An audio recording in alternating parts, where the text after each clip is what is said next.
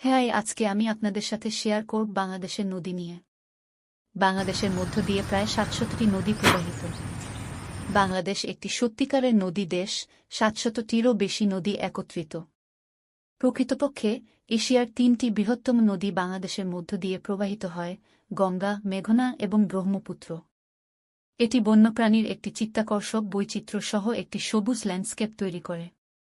নৌকায় ভ্রমণ দেশটি ঘুরে দেখার অন্যতম সেরা এবং সহজ উপায়।